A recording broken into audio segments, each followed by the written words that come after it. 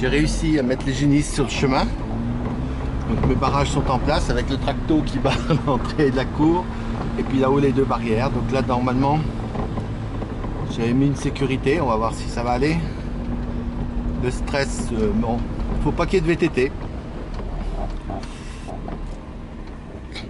Mais ils vont y aller. Allez, ah là là. Allez, ma grande, allez, avance. Rêve devant l'herbe verte de la pelouse. C'est pas ça que je vais vous donner. Je vais vous en donner demain. Allez, grosse. Ah, mais la petite là, elle est vraiment pénible, hein.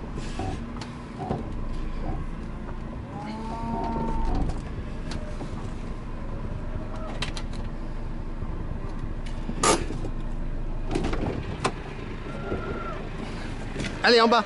Allez, avancez. J'ai pas envie de les pousser trop vite. Allez, avancez. Allez.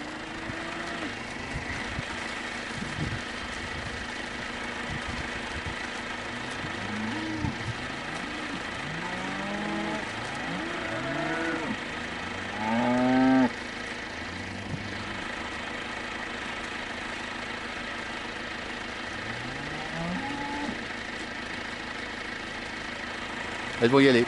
Je les pousse pas.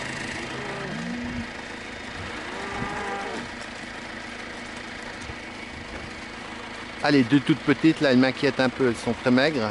Je n'arrive pas à les faire grossir, mais là, je vais les reprendre en main.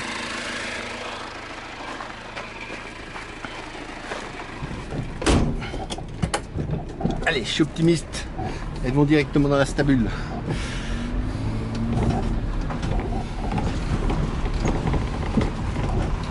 De toute façon, là, elles n'aiment pas descendre à gauche, à droite, tout fermé. Là, j'ai mon barrage avec le char, c'est nickel. Depuis que j'ai fait ça, ça va super bien. Elles vont y aller doucement, là.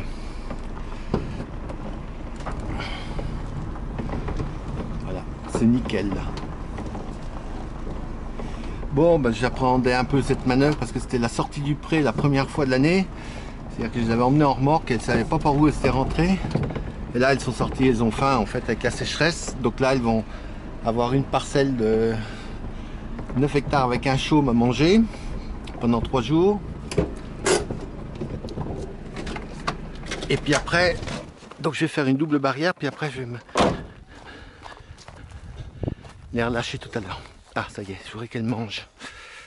Nickel. Donc j'ai un double objectif là, je vais les vacciner FCO.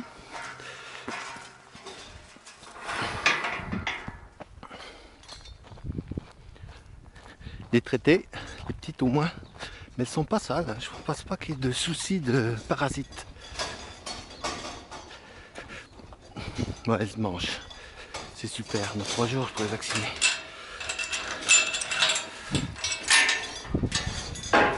Vacciner le 15 août et puis rappel début septembre.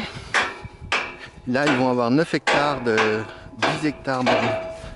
Bon, du chaume, hein, il y a 4 hectares à manger. Et puis à partir de... Dès que je les ai vaccinés, après je rouvre une parcelle de... Une repousse d'herbe qui est un peu reverdie quand même, qui est un tout petit peu repris. De 7 hectares. Donc ça fera... Elles auront 15 hectares après. Ça devrait les tenir jusqu'au mois de septembre. Bon, je reviendrai rouvrir tout à l'heure. Je vais les amadouer en mettant de la farine, enfin de la mêler par de l'autre côté. Je vais aller rouvrir les barrières parce que les chemins sont tout fermés et qu'il y en a encore qui pourraient bien râler que c'est pas normal. Je vais réparer ma clôture électrique, remettre de la farine et ouvrir au génisse, et puis après je vais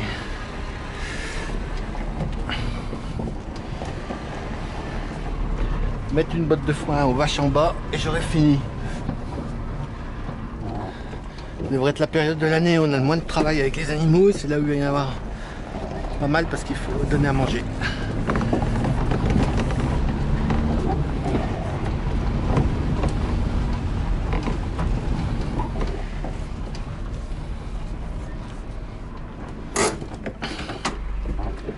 C'est génial mes parcs là, c'est génial.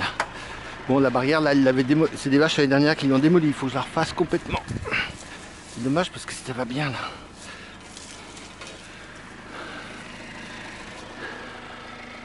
Les parcs comme ça, c'est...